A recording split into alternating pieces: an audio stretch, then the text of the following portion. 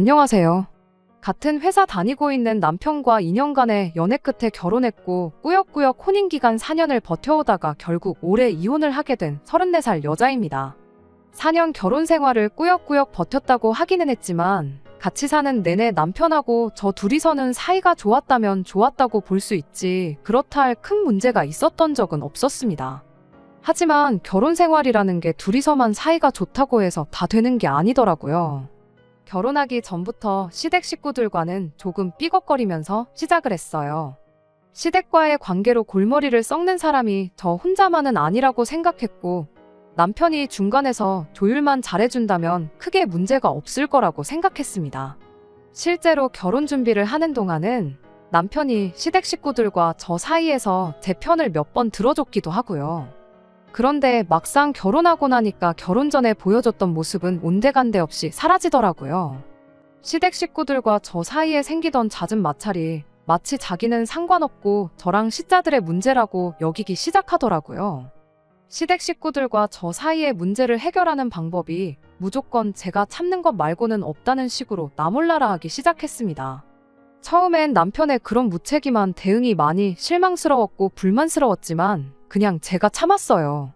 괜히 신우며 시어머니하고도 사이가 안 좋은데 시댁 식구들과의 문제를 가지고 남편하고까지 사이가 나빠지는 것보단 어차피 한 집에 같이 사는 것도 아닌데 같이 사는 남편하고만큼은 사이좋게 지내자는 생각이었으니까요. 버티다 보면 언젠가 상황이 나아지겠거니 생각하고 그렇게 결혼 생활 1년을 참아왔는데 뭐 바뀌기는커녕 오히려 날이 갈수록 제가 어디까지 참는지 테스트하는 것도 아니고 더 심해지기만 하더라고요. 그래서 그때부터는 제가 참는 대신에 그냥 시댁 식구들을 일방적으로 무시하기 시작했어요. 그동안 시자들이 저한테 무슨 소리 할 때마다 알겠다고 말하는 게 아니라 뭐라고 떠들든 한 귀로 듣고 한 귀로 흘려내버리기 시작했지요. 참는 거랑 무시하는 것 두 가지가 무슨 차이가 있냐고 하실 분들도 계시겠지만 거기에는 큰 차이가 있어요.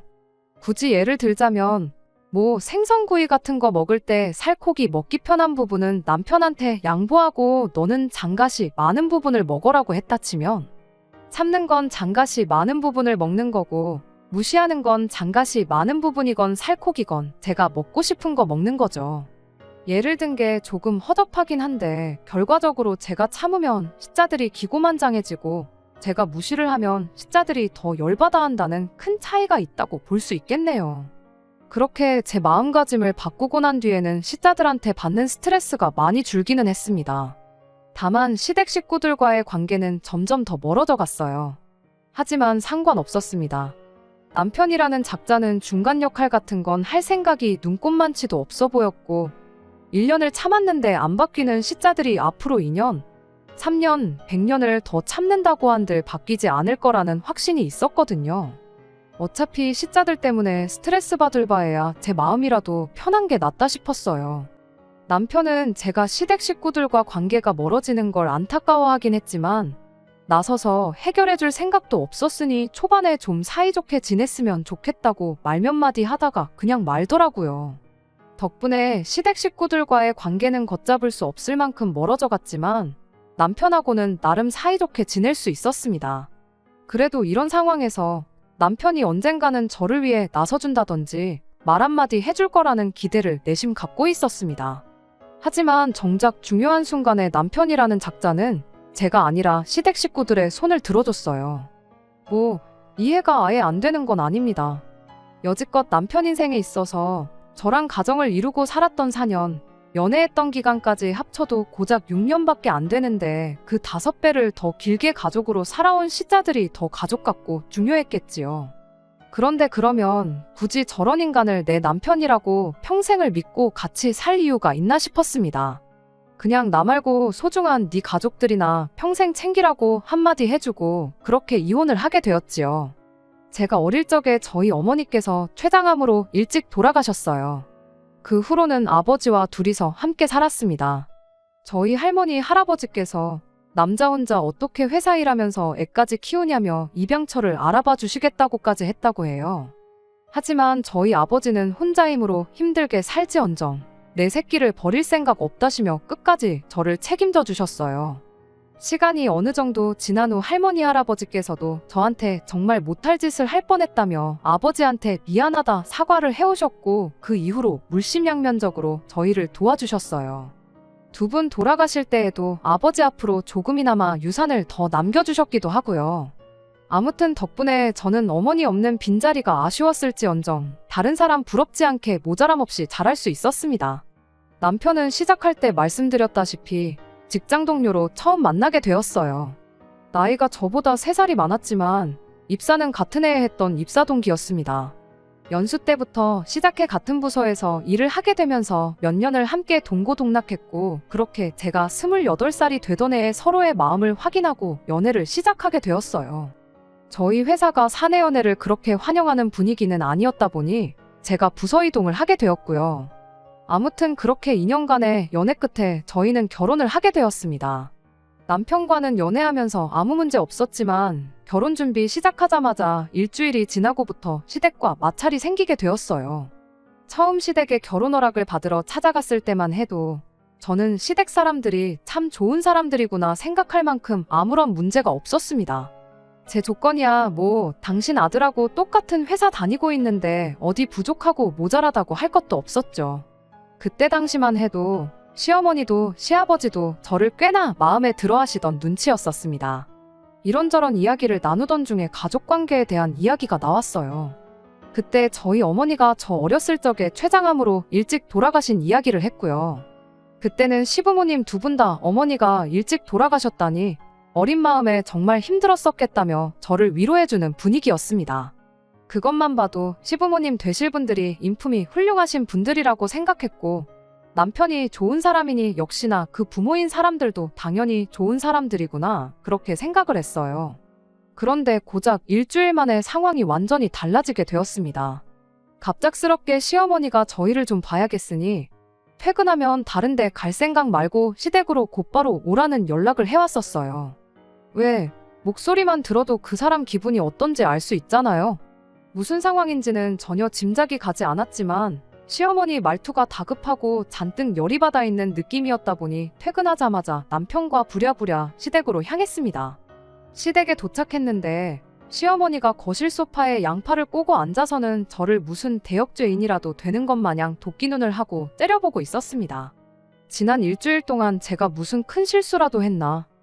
아무리 생각을 해봐도 시댁과 연관지어서 제가 잘못된 행동을 한 게 하나도 없었어요. 그런데 얼마 안 있어서 이 모든 게 신우 때문에 나게 되었다는 걸 알게 되었습니다. 남편 아래로 저보다도 1살 어린 싸가지였고 허세만 가득한 신우가 한 명 있어요. 그런 성격적인 거 둘째치고 그래도 신우가 외모 하나만큼은 정말 이쁘장하게 생겼거든요. 그 잘난 외모로 그때 당시 의사 남자친구를 만나고 있었고요. 제가 시댁에 처음 인사를 드리러 간 날 이후에 신우가 그 의사 남자친구를 만나서 저에 대한 이야기를 했었나 봐요. 그러면서 자연스럽게 저희 어머니가 췌장암으로 돌아가셨다는 이야기까지 나왔나 본데 그 의사 남자친구가 신우에게 말해주길 췌장암은 가족력이 있다는 이야기를 해줬는가 봐요. 뭐 결혼을 반대하라고 아기를 가지고 했던 말은 아니고 그냥 알고나 있으라고 말해준 것 같긴 한데 시댁에서는 이걸 엄청 심각한 상황처럼 받아들였던 것 같아요. 어떻게 그런 사실을 당신들한테 숨길 수가 있냐면서 저를 나무라기 시작했으니까요. 솔직히 저는 시어머니가 저를 무슨 예비 암 환자처럼 대우를 하는 게 도무지 이해가 가지 않았습니다.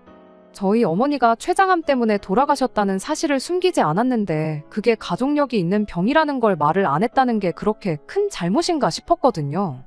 그리고 솔직히 그때까지만 해도 그게 가족력이 있는 병이라는 사실을 저도 모르고 있었기도 하고요. 게다가 가족력이 있다고 한들 제가 무조건 말년에 그 병으로 죽게 된다는 게 아니잖아요. 남편도 그때는 제 편을 들어줬어요. 가족력이 있다고 한들 무조건 똑같은 병으로 고생하는 거 아니지 않냐고. 오히려 가족력으로 따지면 우리 집도 골다공증 환자가 여럿 있지 않느냐고 무슨 말씀을 그렇게 하시냐고 제 편에 서서 목소리를 내줬어요. 시어머니는 너 세상에 골다공증으로 죽는 사람 봤냐고. 근데 췌장암은 이야기가 다르지 않냐. 이야기 들어보니 암 중에서도 가장 악독한 암이라고 한다더라 하면서 남편 말을 딱 잘라내더군요. 이어서 시어머니는 당신이 알아보니까 암 치료하려면 돈도 엄청 깨지고 그런다는데 미래가 너무 뻔히 보이는 결혼을 어떻게 허락할 수가 있겠느냐며 열변을 토하기 시작했어요. 가족력 있을 수 있죠.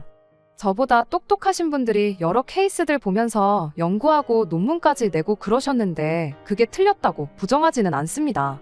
말이 씨가 된다고 하니까 별로 제 입으로 말하고 싶지는 않지만 시어머니가 걱정하는 것처럼 진짜 나중에 가서 제가 어머니랑 같은 이유로 병원 신세를 질 수도 있을 테죠.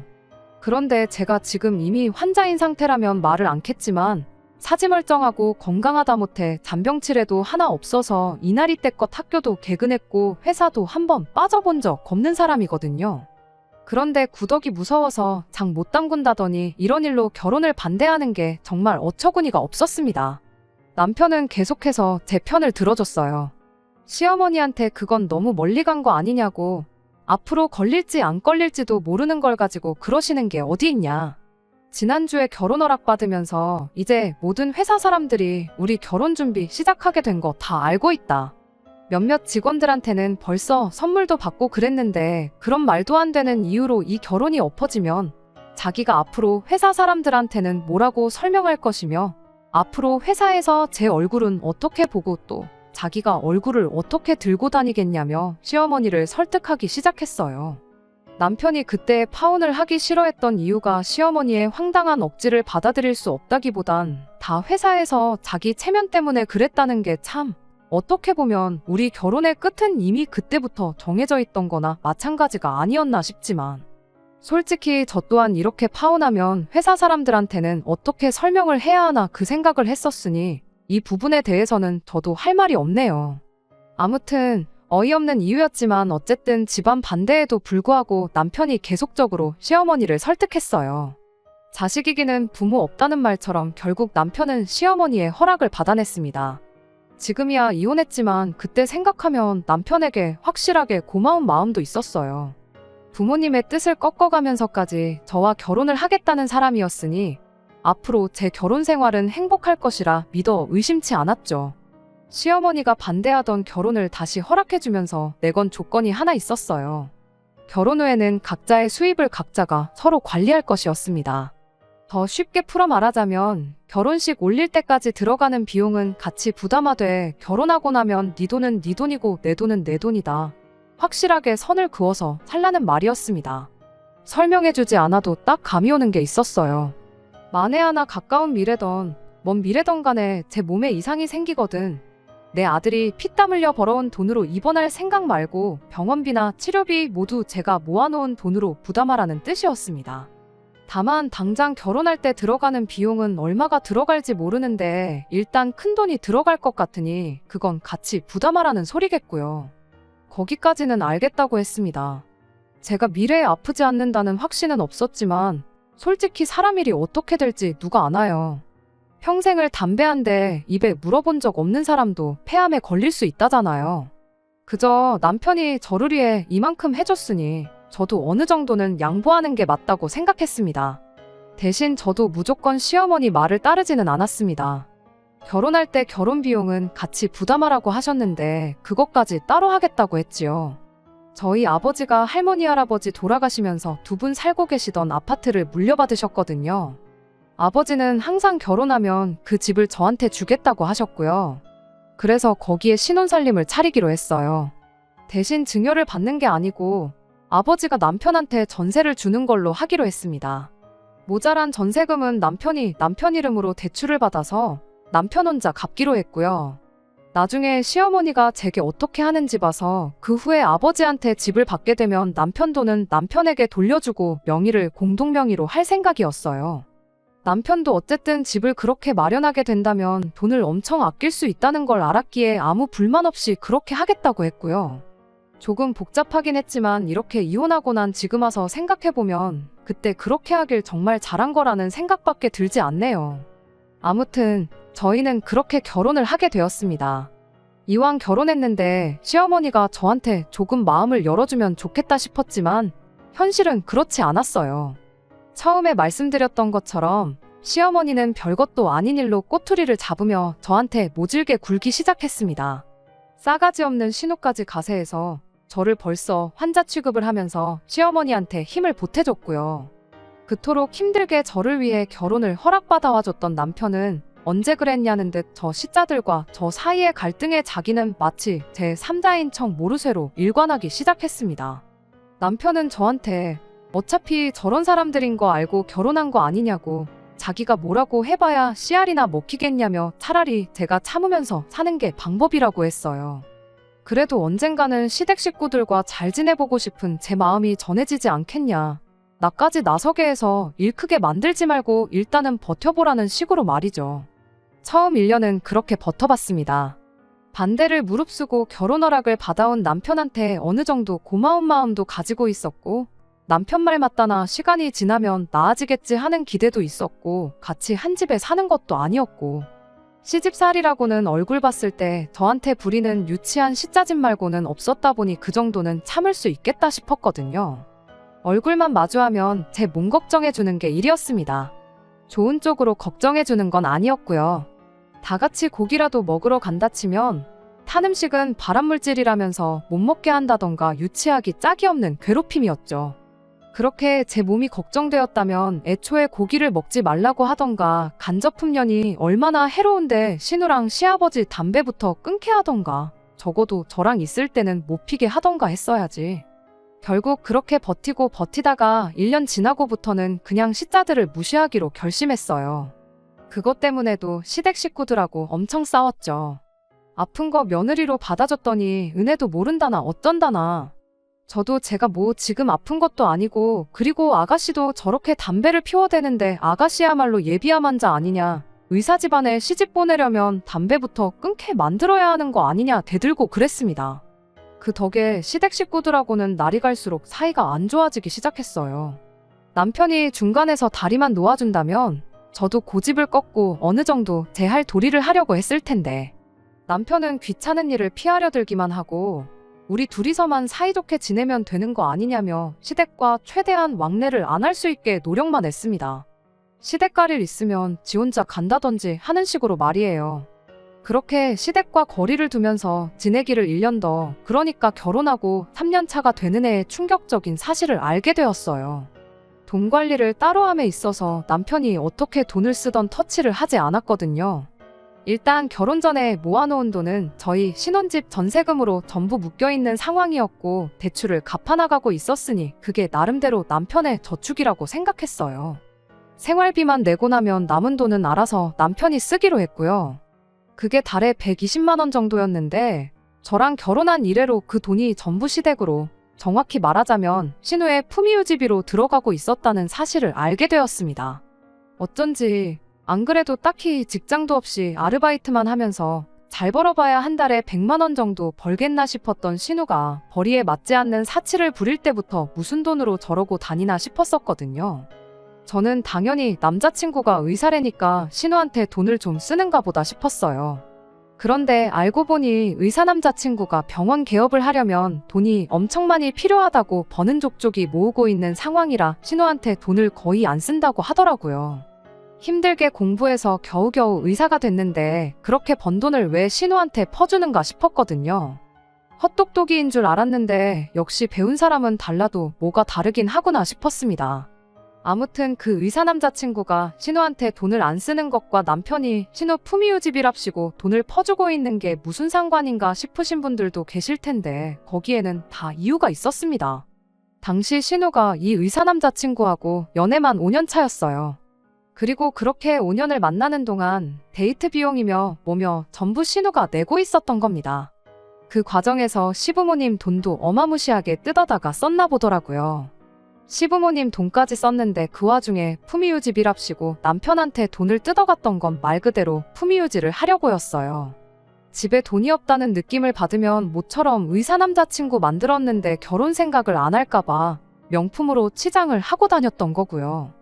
남편과 시어머니가 신우한테 그렇게 돈을 퍼줬던 건 신우를 특별히 아껴서가 아니라 의사매제, 의사사위를 보기 위한 두 사람의 선행투자 같은 것이었어요. 아무튼 어떻게 남편 돈이 신우한테 전부 가고 있었다는 사실을 알게 되었냐면, 남편이 난데없이 아버지한테 들어가 있는 자기 돈, 그러니까 전세금으로 묶여있는 돈을 찾아가면 안 되겠냐고 저에게 부탁을 해오면서였습니다. 갑자기 그런 큰 돈을 빼달라는데 당연히 이유를 물어보지 않을 수가 없었어요. 남편은 그제서야 신우와 신우 남자친구의 얽힌 이야기를 해줬고요. 물론 결혼 생활 내내 신우한테 거의 매달 돈을 퍼주고 있던 사실은 빼고 말해줬지요. 신우랑 신우 남자친구 문제가 우리 아버지한테 묶여있는 돈 3억이 무슨 상관이냐고 물었습니다. 참고로 3억은 대출이 포함되어 있는 돈이었고 절반 정도가 오롯이 남편 돈이었어요. 그때 신우랑 의사 남자친구 사이에 얽힌 이야기를 구구절절히 해줬어요. 그리고 지금 필요하다는 돈은 신우 남자친구가 타고 다닐 외제차 한 대 뽑아줄 돈이랍니다. 일전에 지나가듯 개업해서 돈 많이 벌면 나도 저런 차 타고 싶다고 이야기를 했다는데 지금 우리가 그 차를 먼저 사주면 고마워서라도 결혼을 하지 않겠냐고. 집안에 의사가 들어오는데 그 정도는 투자할 수 있는 거 아니냐고 하더라고요. 그러면 전세금은 어떡하냐고 했더니 장인어른도 솔직히 한 가족인데 사위한테까지 전세금을 받냐며 그냥 이쯤에서 집은 증여를 받으랍니다. 공동명의 안 해도 되니까 일단 신우 급한 것부터 해주자는 거예요. 우리 아버지가 그 전세금 받아가지고 무슨 부귀영화를 누리려고 그러시는 줄 아느냐고 다 우리 돌려줄 돈이라 생각하고 건들지도 않고 계시는 거 모르냐 따졌더니 그럼 쓰지도 않을 돈을 왜 묶어두시냐고 다 너와 나 우리 가족 전부의 미래를 위해 그러는 거니 협조 좀 해달라고 말을 하는 겁니다. 그리고 그때 안 좋은 촉이 들어서 당신 계좌 좀 확인해보자고 했어요. 신우가 그동안 남편한테 받아쳐먹던 게 있으니 당연하게 이번에도 남편한테 부탁한 거라는 확신이 있었거든요. 아니나 다를까 역시나 남편은 그동안 신우한테 거의 전 재산을 퍼주고 있었죠. 진땀 빼던 남편이 또 미래를 위한 투자니 어쩌니 하면서 신우가 결혼만 하면 곱절로 돌려받을 돈이라고 발뺌을 했었어요. 피가 거꾸로 솟는다는 게 무슨 기분인지 그때 처음 알았습니다. 하지만 이미 신우가 명품으로 치장하는데 다 써버린 돈 돌려받을 리도 만무하고 앞으로라도 신우한테 돈을 못 주게 하는 게 더 중요하겠다 싶었어요. 어차피 따로 관리하기로 했던 돈이었고 저금 하나 없는 게 아쉽긴 했어도 자기 용돈을 쓰고 싶은데 쓴 거라고 생각하고 넘어가기로 했죠. 그래도 이혼당하기는 싫었었는지 고분고분이 앞으로 신우한테 돈을 주는 일은 없을 거라고 약속을 받아냈습니다. 그러면서 자연스럽게 경제권까지 제가 가져오게 되었어요. 시댁에서는 난리가 났죠. 당장 외제차만 뽑으면 결혼을 할 수 있을 거라고 생각했는지 저보고 신우 잘 되는 꼴이 얼마나 보기 싫어서 협조를 안 하는 거냐며 고래고래 소리를 지르더라고요. 여태까지 남편 돈 뜯어간 거면 충분히 협조할 만큼 했다 싶고 설령 아가씨가 그 의사 선생님하고 잘 된다고 해도 나는 거기에서 떡고물 하나 얻어갈 생각 없으니까 그리 알라고 했습니다. 이러나 저러나 남편 돈은 제가 쥐고 있었으니 시댁에서는 열불이 터지겠지만 아들을 이혼시키기 전까지는 어쩔 수 없는 걸 알고 금세 포기를 했어요. 돈 없으면 어련히 안 하겠거니 했는데 기어코 시댁집을 담보로 대출을 받아서 그 차를 뽑아내더라고요. 의사 남자친구가 타고 다닐 차긴 했지만 일단 명의는 신우 명의로 해놨다고 하고요. 대출받은 돈을 깔고 차도 할부로 질러서 달달이 얼마씩 내야 했다나 뭐라나. 아무튼 신우가 헛돈 쓰는 데는 저는 더 이상 관여를 안 하기로 했다 보니 정확히 얼마를 했는지는 모릅니다. 원래도 시댁과 왕래가 따로 없긴 했지만 그 이후에는 남편도 무슨 가족의 배신자 취급을 받으면서 시댁 식구들하고 멀어졌지요. 어차피 안 좋은 사이인데 더 나빠져봐야 뭐가 다르겠냐 싶었는데 그로부터 반년이 채 지나지 않아서 시댁과는 연을 끊게 될 정도로 사이가 나빠지게 되었습니다. 시어머니가 신우를 대동해서 몸소 저희 집까지 찾아왔어요. 들어오자마자 다짜고짜 제 머리채부터 잡으려고 하더라고요. 무슨 일 때문에 저러나 싶었는데 신우의 의사 남자친구가 결혼할 사람이 생겼다고 신우한테 그만 만나자고 이별 통보를 해왔다는 겁니다. 그러면 5년 동안 신우를 가지고 논 그 의사 머리채를 잡아야지 여긴 왜 와서 그러냐고 따졌죠. 결국엔 차까지 뽑아줬는데도 결혼 못한 건데 왜 나한테 와서 따지냐고 했죠. 애초에 신우한테 명품 처발라주고 몇백만 원치 피부 관리해주고 그럴 돈이 있었으면 학원 같은 데 보내서 문자라도 하나 더 가르쳐주고 예의범절 공부 같은 것만 시켰어야 했다는 걸 모르시냐. 돈이 없더라도 지성과 인품을 갖추고 있으면 허세 부리고 머리가 텅텅 비어있는 것보다 조금이나마 결혼할 확률이 올라가지 않았겠냐 따졌습니다. 온갖 비싼 명품과 금은 보화로 몸을 칭칭 감아놓아봐야 그 싸구려 인성이 감춰지는 거 아니라고 한마디 해줬더니 아주 시어머니랑 신우가 고래고래 소리를 지르면서 둘이서 달려들더라고요. 남편이 두 사람을 저에게서 떼어놓는 것만도 엄청 애를 먹었습니다. 하루아침에 갑자기 결혼할 사람이 생겼다고 이별 통보를 했다는 건 애초에 신우를 결혼 상대로 생각한 적이 한 번도 없었다는 소리라고. 얼굴 반반하지 가만히 있어도 데이트 비용이며 뭐며 돈까지 다 내주는데 만날 만큼 만나다가 헤어진 거라고. 보나마나 뭐 개원해준다는 집구석이라도 나타난 거 아니겠냐. 그래서 신우랑 볼장 다 봤으니까 그쪽으로 갈아탄 거 아니냐고 한마디 했습니다. 이제 그만 꿈 깨고 외제차라도 빨리 반납을 하던지 중고매물로 넘기든지 해서 현금부터 확보하고 집담보로 받은 대출부터 어떻게 하시라고 진심 어린 충고도 해줬습니다. 머리끄덩이까지 잡힐 뻔했는데 두 번 다시 안 볼 각오로 조금 세게 말한 건 사실이에요. 그 정도로 해야지 정신을 차리던가 아니면 진짜로 연을 끊던가 확실한 결과가 나올 거라 생각했으니까요. 사실 이 상황에서 가장 나쁜 건 그 누구도 아니고 5년 동안 있는 대로 신우 단물만 쪽 빨아먹은 그 의사 남자친구가 나쁜 사람이었죠. 사실상 제 결혼 생활이 꼬이기 시작한 것도 그 사람이 지나가면서 던진 가족력 이야기 때문이나 마찬가지기도 했으니까요. 원망할 사람은 따로 있는데 그 사람은 제껴두고 가족들끼리 이러고 있는 상황이 저도 좋지만은 않았습니다. 결과적으로는 시댁과 영영 연을 끊고 살기로 했어요. 그렇게 되었다고 한들 제 인생에서 크게 달라지는 건 없었습니다.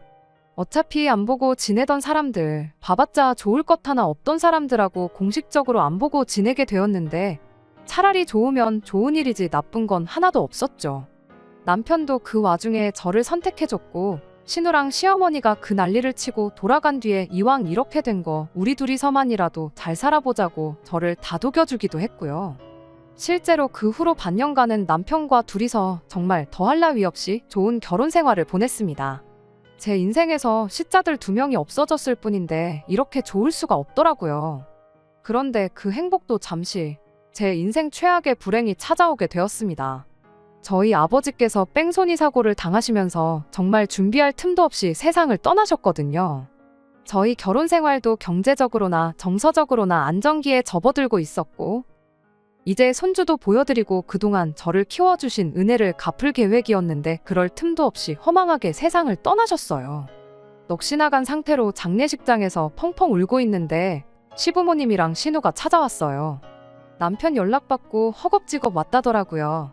일부러 와줘서 고마운 마음도 없었고 여기가 어디라고 왔냐고 따져물을 기운도 없었습니다.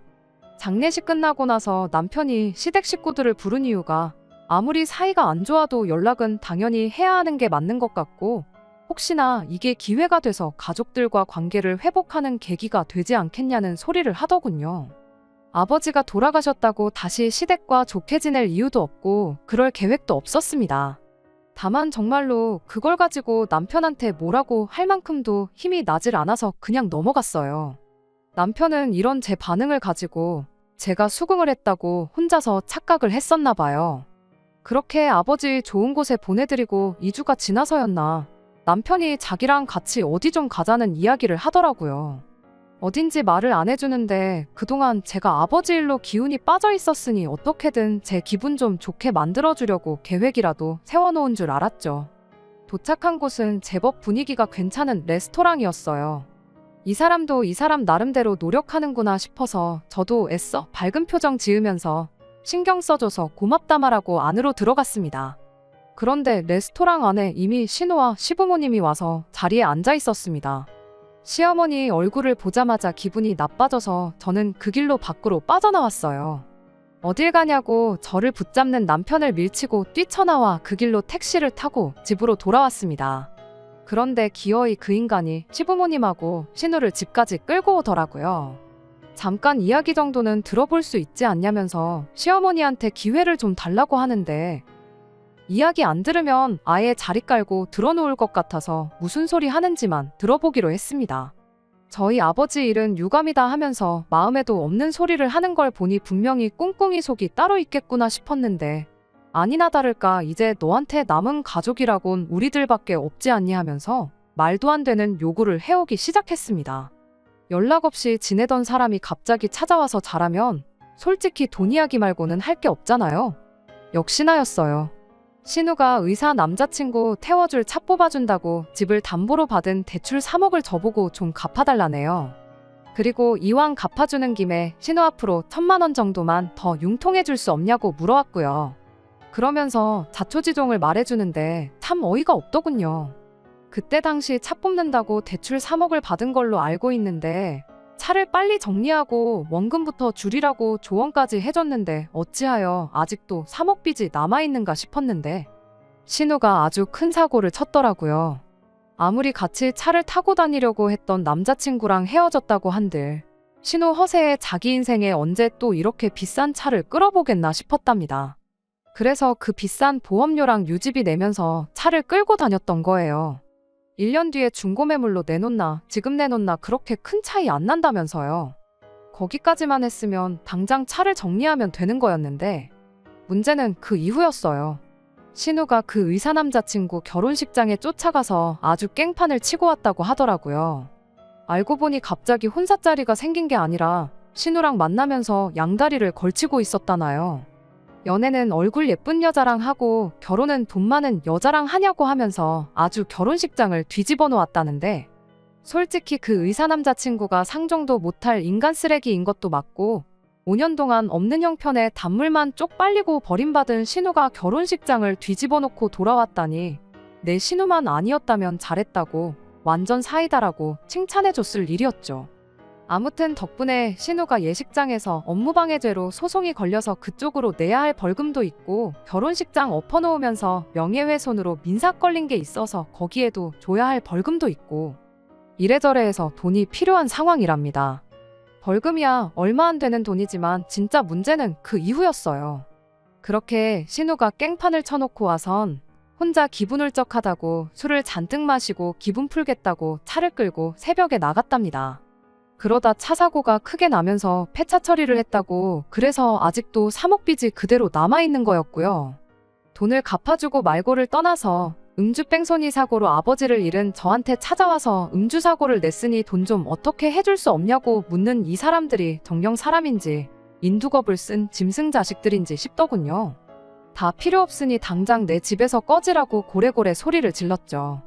평소였으면 저한테 똑같이 싫은 소리 하면서 받아쳤을 텐데 당장 저 아니면 돈 구할 곳이 없으니 아무 말도 못하고 그냥 깨갱하고 꼬리를 내리더라고요. 그런데 결정적인 순간에 믿었던 남편이 시댁의 편을 들어줬어요. 우리 사는 이 집도 장인어른 살던 집에 남은 유산까지 다 받았는데 솔직히 그 돈 해주는 거 지금 형편에 전혀 어려운 게 아니지 않냐고요. 이번에 어머니한테 이 돈 해주면 시모도 그렇고 신우도 그렇고 저를 좋게 봐주지 않겠냐고. 그냥 그 돈 해주고 우리 이제 한가족답게 사이좋게 지내보는 건 어떻냐는 제안을 하더라고요. 저는 곧바로 남편한테 지난 결혼생활 4년간 받았던 스트레스가 고작 돈 3억이면 해결되는 거였다는 소리냐 따져 물었습니다. 그럴 거였으면 진작에 3억을 해오라 그러지 그랬냐고. 여태껏 네 가족들이 나한테 거품 물고 달려들 때는 나보고 참아달라고 모르는 척하던 인간이 네 가족들이 저러니 화해하고 잘 지내보자고 중간 역할을 해주는 거냐 따졌습니다. 이미 아버지 돌아가신 일로 정신적으로 지쳐있는데 남편까지 저러니 이젠 이 꼴 저 꼴 보기 싫어졌어요. 그래서 그냥 이혼하자고 했습니다. 마침 아버지한테 전세금이라고 묶인 게 3억이지 않냐. 그 돈 그대로 돌려줄 테니 그걸로 니네 엄마 빚도 갚아주고 네 동생 합의금도 내주고 알아서 하라고 했죠. 그랬더니 신우가 옆에서 TV에서 본 건지 어디서 주워들은 건 있어가지고 지 오빠한테 이혼하라고. 이혼하면 우리가 더 이득이라고 아주 불난곳에 기름을 붓더라고요. 뭐가 이득이라고 생각했나 했더니 이혼해서 재산 분할을 하라는 겁니다. 집이 두 채에 여태 모아놓은 돈까지 생각하면 지들이 훨씬 이득이라는 거죠. 어이가 없어서 정말. 뭘 똑바로 알고나 말하라고. 아버지가 물려주신 재산은 분할 대상에 포함되지도 않을 뿐더러 니네 엄마가 결혼 전부터 돈 관리를 따로 하라고 못을 박아준 덕분에 아마 각자 재산도 분할 안 하게 될 수도 있는 거 모르냐고요. 아니, 혹시 모른다고.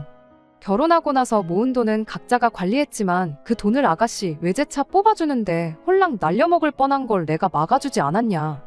그런 기여도를 어느 정도 인정받을 것 같은데 그럼 재산을 나눠서 득을 보게 되는 건 네 오빠가 아니라 내가 될 것이라고 한마디 해줬죠. 그리고 그 꼴을 보니 저 시자들이 내가 그 돈을 해준다 한들 관계 회복은커녕 더 기고만장해지겠다는 생각밖에 안 들었고 이혼이라는 결정에 더욱더 확신을 주게 되었습니다. 남편은 그 와중에도 이혼이 무슨 소리냐고, 이혼하면 회사 사람들한테는 어떻게 설명할 거며 회사에선 어떡할 거냐고 되묻더라고요. 그건 그때 가서 알 일이고 이혼한 마당에 회사 사람들한테 네 체면까지 챙겨줘야 되냐고 그냥 있는 그대로 가감없이 말해줄 테니까 네 체면은 네가 알아서 찾으라 한마디 해줬습니다. 이혼 선언을 하고 남편도 시댁으로 보내버렸어요. 아버지가 맡아두고 있었던 남편 돈은 정말 고스란히 통장 내역에 입금 내역 말고는 아무 기록도 남지 않도록 모아두셨더라고요. 그걸 보니까 눈물이 다 나올 지경이었어요. 그저 저희 행복하기만을 바라셨던 아버지께 괜히 죄송스러워서 그랬나 봐요. 아무튼 그 돈은 그대로 남편한테 돌려주고 이혼했습니다. 소송으로 갈 경우에 자기가 불리한 입장이란 걸 알았는지 순수하게 합의 이혼해줬어요. 그냥 소송으로 가서 시자들한테도 위자료 좀 받아낼까 했는데 하루라도 그 집구석 인간들 얼굴 안 보는 게 제 정신건강에나마 더 좋을 것 같아서 그냥 순순히 합의해준다고 할 때 도장 찍고 갈라섰습니다. 저희 이혼하고 나서 회사 사람들한테 엄청난 관심이 쏟아졌어요. 말했던 대로 가감없이 있었던 일 전부 말해줬고요. 저희 이혼 소식에 회사에서 알게 모르게 연애하던 사내 커플들이 전부 헤어졌다는 이야기도 들었습니다. 혹시나 잘못됐을 때 회사에서 다시 얼굴 마주 대할 자신이 없다나요. 몇몇은 저보고 멘탈이 대단하대요. 남편 꼴 보기 싫어서라도 회사를 그만둘 텐데 꾸역꾸역 다니고 있는 게 대단하다고요.